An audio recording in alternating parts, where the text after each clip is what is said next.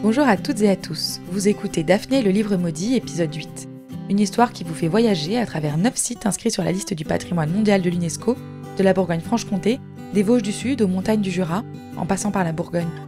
Dans cet épisode, Daphné et Léo vont atterrir dans un vignoble ancien. Il a plus de 2000 ans. Ici, les vignerons ont eu une drôle d'idée. Ils cultivent des climats, mais rien à voir avec le climat qui fait la pluie et le beau temps.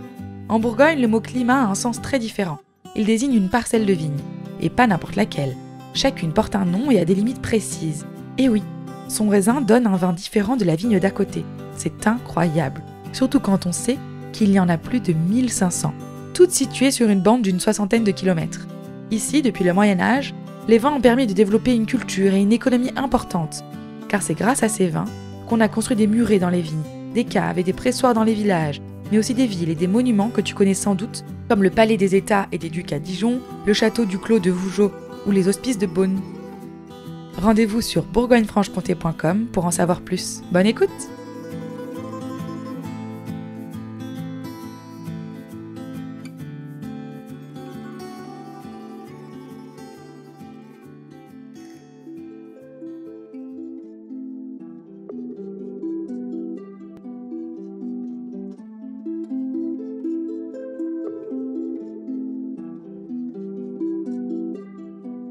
De la pulpe du doigt, tu toucheras.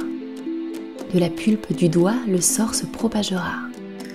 La chair deviendra pierre et le furteur se figera. Pour un jour ou pour toujours, seule la magie le dira.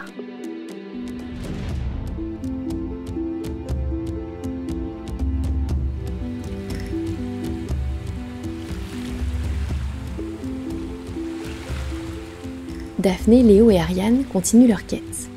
À la recherche d'ingrédients pour la potion qui brisera le sort qui frappe l'oncle Étienne, les trois compères ont été téléportés au lac de Chalain. Étonnamment, il ne s'agit pas du lac au bord duquel les enfants viennent s'amuser l'été, mais d'une version plus ancienne, presque de son ancêtre très lointain. En effet, la magie a propulsé le trio en plein âge de bronze. À cette époque, les rives du lac couleur saphir sont déjà occupées. Un village sur pilotis y est installé. Une jeune habitante a même accueilli Daphné, Léo et Ariane et leur a offert à manger. C'est grâce à cette collation que les enfants et l'architecte ont été mis sur la piste d'un nouvel ingrédient, les baies de Viorne. Après que Léo en ait avidement gobé, Ariane est sortie prélever les petites baies rouges directement sur un arbuste. Pendant ce temps, le lac a commencé à bouillonner. Un drôle d'engin en a fendu la surface. Avec sa carcasse ronde et transparente, il évoque une bulle géante. En l'observant attentivement, Daphné constate que l'intérieur est équipé de sièges. Aussi incroyable que cela puisse paraître, cette machine est un sous-marin. Les villageoises et les villageois, surpris par une telle apparition, paniquent. Certains crient et se jettent à terre. D'autres prennent leurs jambes à leur cou et partent s'enfermer dans leur maison. La petite troupe, elle, fend la foule d'un pas tranquille.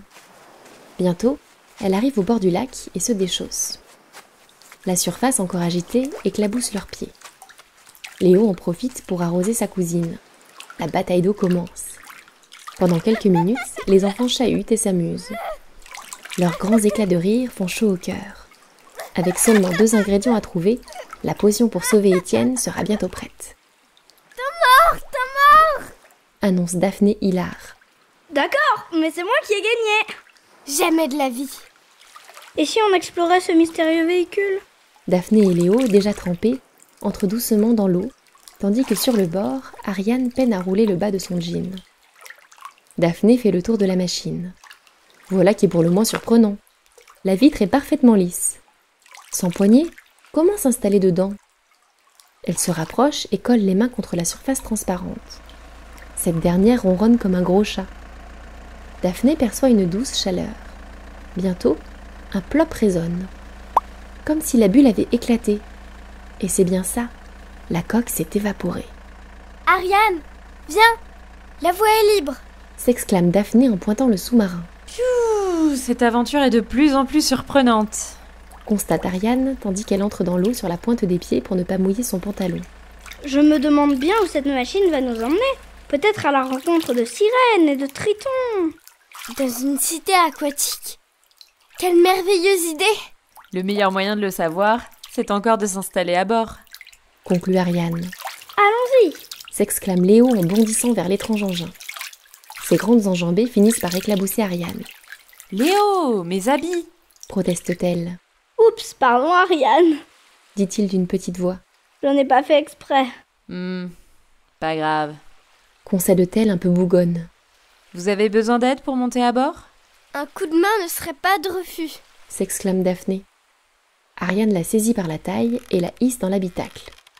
Elle en fait ensuite le tour, installe Léo, puis s'assoit sur le siège. Tandis que la machine ballotte doucement, Daphné, Léo et Ariane se regardent. Et maintenant, on fait quoi? Demande Daphné. J'ai bien envie d'appuyer sur ce gros bouton rouge. Explique Léo en se penchant vers le tableau de bord. Sa cousine hausse les épaules. Le meilleur moyen de le découvrir. C'est d'essayer. Conclut Léo, joignant le geste à la parole. Un nouveau plop retentit. Les passagers sont désormais protégés par une paroi de verre. L'eau frémit. Des bulles de plus en plus grosses remontent à la surface. Doucement, l'engin se met en branle. Il quitte la rive en direction du centre du lac de Chalin. Soudain, il commence à s'enfoncer sous l'eau. C'est parti! Applaudit Léo, visiblement très excité. Dans les profondeurs, tout est paisible. Aucune créature fantastique ne croise leur route. Seuls quelques brochets et des truites nagent tranquillement, insensibles à l'incursion du sous-marin dans leur habitat. Après quelques minutes dans les abysses, la luminosité augmente, la remontée s'amorce.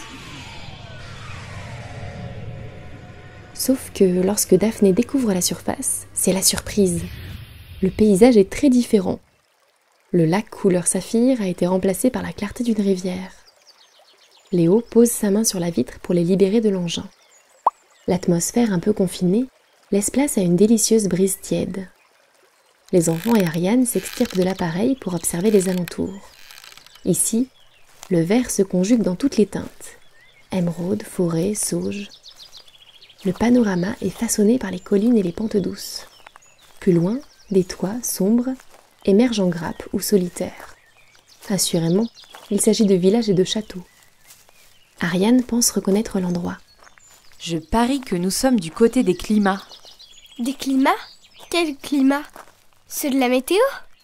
Demande Daphné perplexe. Rien à voir. Je pense que ça a un rapport avec le vin. Intervient Léo. Regarde, Daphné, toutes ces plantes bien en ligne. Ce sont des vignes. Mais attendez! S'exclame Daphné en se dirigeant vers le sac à dos porté par Ariane. L'architecte en extirpe le carnet à dessin, compilant la liste des ingrédients et le tend à Daphné. Des cèpes? Ce ne sont pas des pieds de vigne? Si, cela comprend la partie dans le sol et celle qui porte les branches, les feuilles et les raisins. Le voilà notre prochain indice. Au fait, ça ne nous dit pas ce qu'est un climat. Un climat? C'est un terme qui désigne une parcelle de vigne bien particulière. Ses limites sont très précises et elle produit un vin unique. Et on trouve beaucoup de climats par ici? Énormément. Il y en a plus de 1500 avec chacun un nom différent.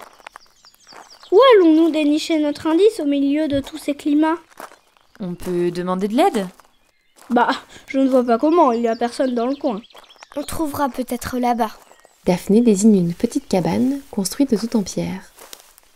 Une cabotte, d'après ce qu'en sait Ariane. Les trois amis s'engagent entre les rangs de vignes. Tandis que Léo s'émerveille face à ce paysage comme tracé à la règle, Daphné distingue un véritable tintamarre. Bientôt, des objets jaillissent par la porte de l'abri. Ouais? Y a quelqu'un? Tente Daphné. Le vacarme cesse, et une tête surgit par l'embrasure.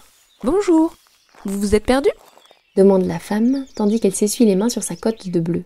Non, pas vraiment. Hésite Léo. En fait, nous cherchons quelque chose. Ah, ça tombe bien, moi aussi je cherche quelque chose. Mon sécateur, histoire de le faire affûter avant les vendanges, à l'automne. C'est pour ça que je mets ma cabotte sans dessus-dessous. Au fait, je m'appelle Pauline, je suis vigneronne. Vous vous occupez d'un climat? Effectivement, le mien se nomme les Petits Vougeot. Cela fait des siècles que ma famille en prend soin. Et vous, que cherchez-vous? Des cèpes. Des cèpes des amoureuses, précisément. Ah, ça me parle.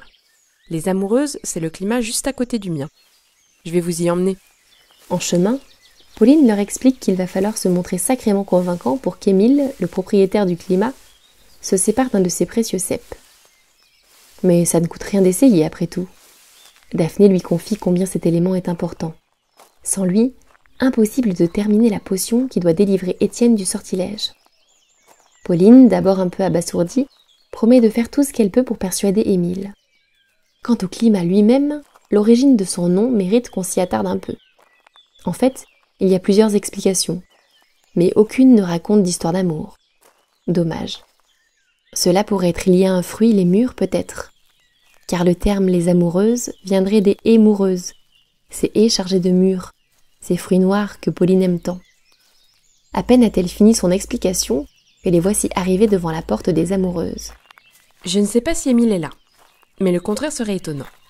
Comme toutes les vignerognes et vignerons du coin, sa parcelle, il la bichonne. Alors il passe beaucoup de temps dans les parages. Explique Pauline en franchissant l'arche sculptée dans la pierre qui marque l'entrée du climat. Daphné jette un œil un peu inquiet en direction de cette construction. On dirait un portail vers un autre monde. Chuchote-t-elle à son cousin. Je dois bien avouer qu'avec toutes nos péripéties, je me méfie aussi. On se tient la main pour passer dessous. Ariane, tu es d'accord ? L'architecte hoche la tête et se rapproche d'eux en tendant sa paume. La vigneronne les observe, surprise. Qu'est-ce que vous fabriquez ? Le trio s'avance avec précaution. À 3, on y va. 1, 2, 3. Compte Ariane en faisant un pas vers l'avant. Ouf ! Rien ne se passe. Mais Émile reste introuvable. Voilà qui est fâcheux. Pauline va voir s'il n'est pas dans sa cabotte. Au bout d'un moment, elle revient avec un petit pot. Un cep. La vigneronne leur confie. Elle se chargera de tout expliquer à Émile quand il reviendra. Après de chaleureux remerciements, le groupe tourne les talons. Retour au sous-marin. À moins que la magie n'en décide autrement.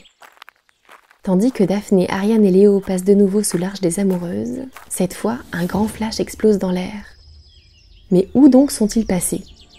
Pour le découvrir, réponds à cette charade. Mon premier est une forme géométrique tout en courbe. Son nom est un synonyme de cercle. Mon second est une parcelle de terrain à la campagne sur laquelle on fait pousser des céréales ou des légumes. Mon tout est le nom d'une chapelle dans la région Bourgogne-Franche-Comté. À toi de jouer, indique ta réponse en commentaire.